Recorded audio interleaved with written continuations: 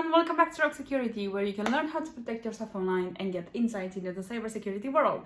If you're new here, my name is Roxana, and today I'm bringing you another topic on cybersecurity, in particular, password managers. If you haven't seen my video on password, please check it out. And in that video, I do say, please use a password manager. Here I am, months later, talking about specifically password managers. Let's get into it. What's a password manager? A password manager is like a spreadsheet that you would have in your computer with usernames and passwords, but secure and across platforms. And anyway, let's start from the beginning. It's like a spreadsheet, like a book that you have protected by one single password. So it gets all your passwords together, and you will only have to know the master password, or the password that protects all of your passwords.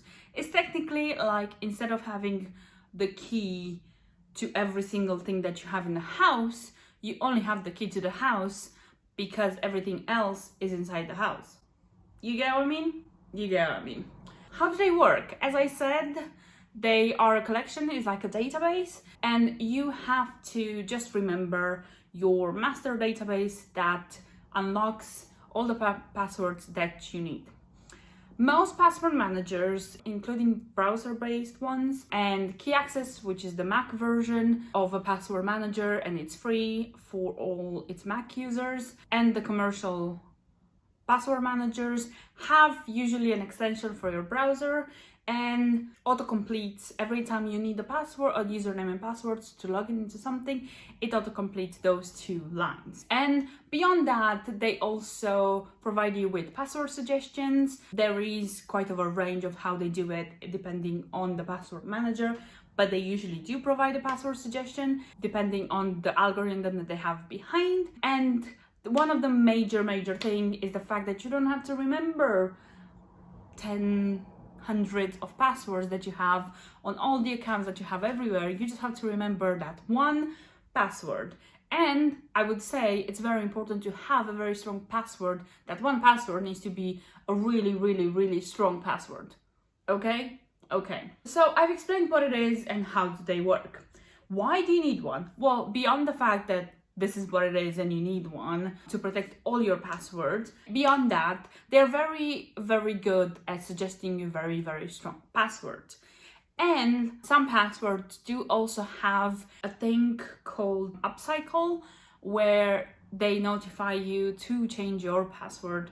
It usually comes in commercial password managers, just because, I mean, you pay for that service, and that's their job, to keep your password secure. So, you know, you would expect for them to come with more things, you know? So yes, it's easy for you, and they keep it as secure as possible. And the reason why I say that is because password manager security is very complex and differs from service to service. As much as every single service from every single company differs, and as much as the companies are so different, their security is so different as well. For example, the security behind the Google Chrome password manager is different from the Apple one, which is different from, for example, LastPass or NordPass or 1Password. And those are the commercial ones that you have to buy and spend your valuable money on. The commercial ones that you have to have a subscription on, they are more incentivized because to have a better password and a better service for you, because you technically just pay for that service for your passwords to be secure. Right, so now that we've tapped into that, let's make a comparison between integrated password managers like the Chrome Password Manager and KeyAccess, which comes on Mac Password Manager, and commercial or third-party password managers like NordPass, 1Password, or LastPass. I will make a video. My next two videos will be comparing different companies of password managers in each category. So for example, I will be comparing Google Chrome's password manager with Keychain Access password manager, and I will be comparing LastPass with 1Password just to have a comparison between the same product in the same category. But now we're comparing the categories. First of all, for one you don't have to pay, and for the other one you have to pay.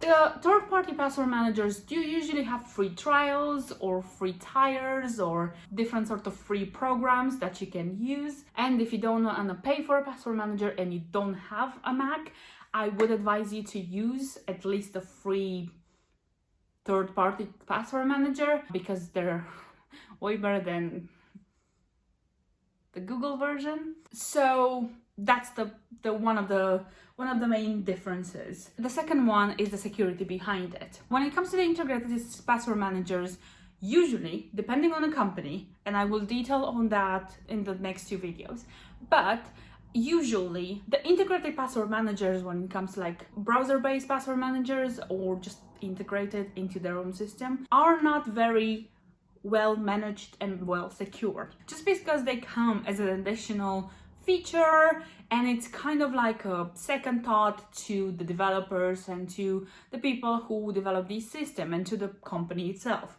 But when it comes to third-party password managers, that's their job, that's their company, that's their product. Their product is keeping your password secure. 1 and 2, you're paying for them to keep your password secure. So I would hopefully make sure that I'm gonna keep my clients' password secure, especially if they pay me for it. So they have a better incentive of keeping the security of your passwords way higher and to give you different things, like modifying the size of the password, like modifying the complexity of the password, and so on. Usually, and I say usually and mostly because I can't generalize like everyone, but usually the integrated password managers, for example, for the Chrome-based password manager, you can't change the complexity, the size, where you want to save or anything like that. And you just can't change, you don't have mobility around it. But when it comes to a third-party password manager, you usually do have the flexibility of changing the password and kind of just play around with it and so on, because again, you're paying for them, so they're providing you with the service. Another thing is that when it comes to integrated password managers, please make sure you read their privacy policies, their security policies, and everything like that, because browsers like Chrome, Firefox, Internet Explorer, if anybody uses that anymore, Safari, and so on. Wow, Opera, haven't heard of that in a very long time. You don't know exactly the security behind it, and I've had to deep look into it and actually put the question and read quite a lot to kind of figure out what security Google has behind it. And to be honest, because technically on their website it doesn't say much. In their FAQs, it doesn't say much about the security, so it's very hard to find. So I would say do some research. But on the other hand, third-party password managers are usually very open and transparent when it comes to their security.